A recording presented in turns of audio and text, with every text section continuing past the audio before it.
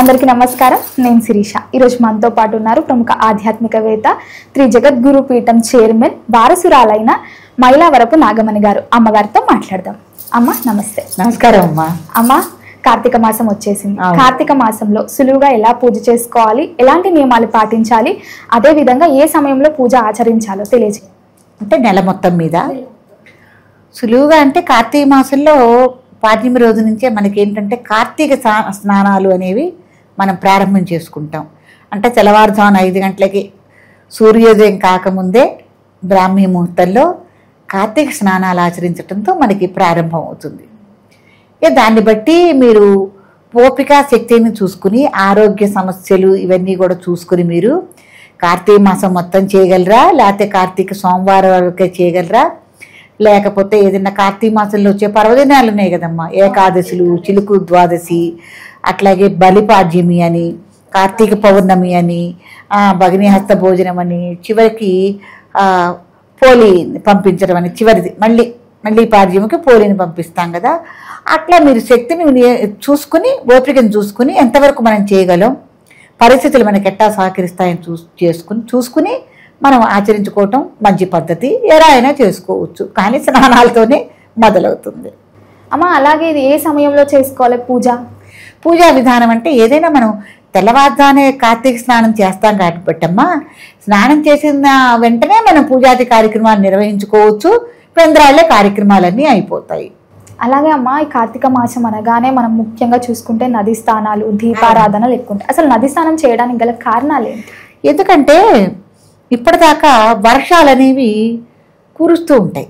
వర్ష ఋతువు అనేది అయిపోతుంది. వర్షాలు వెనకపడి చక్కటి మంచు కురిసే రోజులు వస్తుంటాయి. కార్తీక మాసం నుంచి కొద్దిగా చలి కూడా ప్రవేశిస్తుంది.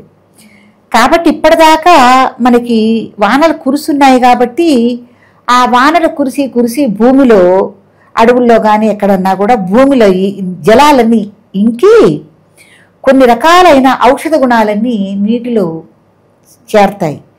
కాబట్టి ఈ కార్తీక మాసంలో మనం అంటే వేడి నీళ్ళు మళ్ళీ మనం వాటిని వేడి చేసుకుంటే కొద్దిగా ఔషధ గుణాలన్నీ తగ్గుతాయి కదా.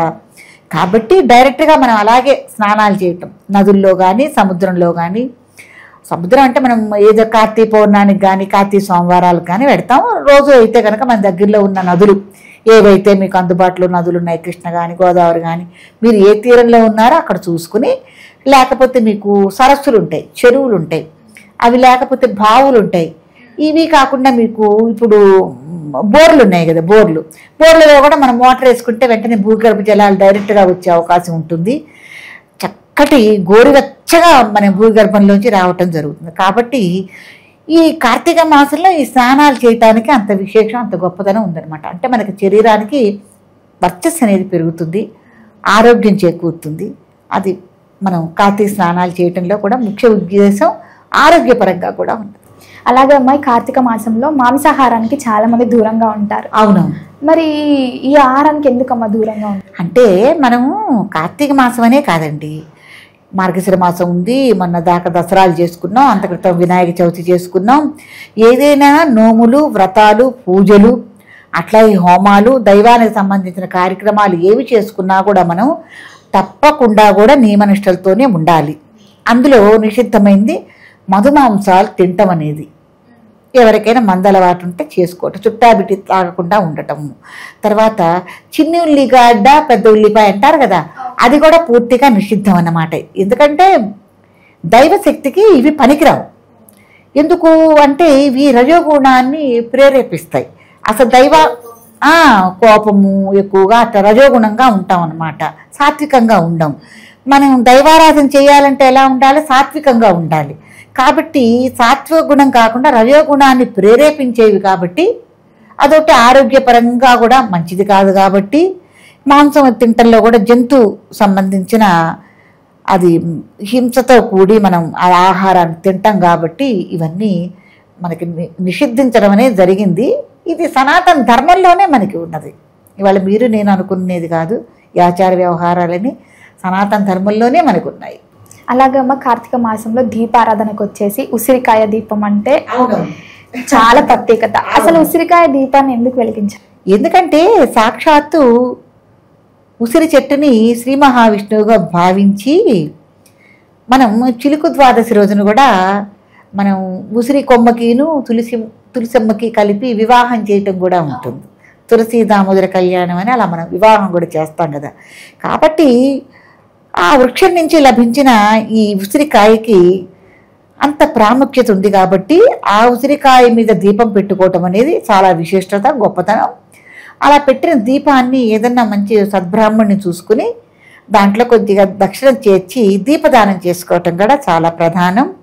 ఈ దీపదానం అనేది మన కార్తీక పౌర్ణమిలో, అంటే ఈ కార్తీక మాసంలో వచ్చే కార్తీక పౌర్ణమి రోజున కానీ, లేకపోతే మనకి చిలుకు ద్వాదశి రోజున కానీ, ఏకాదశి రోజు కానీ, క్షీరాబ్ది ఏకాదశి ఉంది కదమ్మా, ఆ ఏకాదశి రోజున కానీ, లేకపోతే పౌర్ణమి రోజున కానీ, ఇట్లా సోమవారాల రోజు కానీ మనం ఈ దీపదానం చేసుకోవటం అనేది, అందులో ఉసిరికాయ దీపదానం చేసుకోవటం అనేది చాలా ముఖ్యమైనది.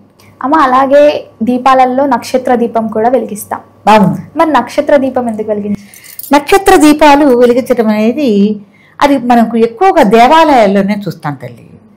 గృహంలో తక్కువ, బయట వెలిగించేది కూడా తక్కువే. ఎందుకంటే మనకి 27 నక్షత్రాలు కదా.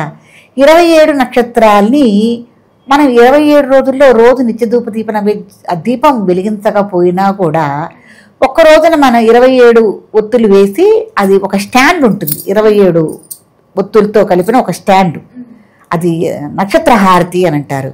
అది విశేషంగా సాయంత్రం పూటే. ఇప్పుడు మనకు తిరుమలలో గనక దీపోత్సవం ఎట్టా జరుగుతుంది కదా, దీపాలంకరణ, సహస్ర దీపాలంకరణ చేస్తారు కదా, 1000 దీపాలు వెలిగిస్తారు స్వామికి. అట్లాగే మనం ఏంటంటే దేవాలయాల్లో నక్షత్రాలకు అనుగుణంగా మనకి నక్షత్రాలకు సంబంధించి ఏమైనా ఆ పుట్టిన కొన్ని నక్షత్రాలు జాతకరీత్యా బాగుండలేదు, వాటికి దోషాలున్నాయి అని మన జ్యోతిష పండితులు చెప్తుంటాడు కదమ్మా. అందుకుని గాను ఏదైనా కూడా ఆ నక్షత్ర దీపంగా మనం వెలిగించుకోవటం అనేది చాలా ముఖ్యము అని, ఏదైనా మన పెళ్లి రోజులు, పుట్టినరోజులు, ఏదైనా ప్రముఖమైన రోజులు సందర్శించుకుని ఏదైనా మనం దేవాలయాల్లో నక్షత్ర హారతి ఇస్తారు, దానికి కూడా టికెట్ తీసుకుని వెలిగించి ఇస్తారు. మన పేరున గోత్రనామాలతో పూజ చేస్తే వెలిగిస్తారు. కాబట్టి ఆ సందర్భాన్ని మనం వినియోగించుకుని ఇది కూడా సేవ, నక్షత్ర హారతి కూడా దేవాలయాల్లో సేవ, 32 సేవల్లో ఇది కూడా సేవ.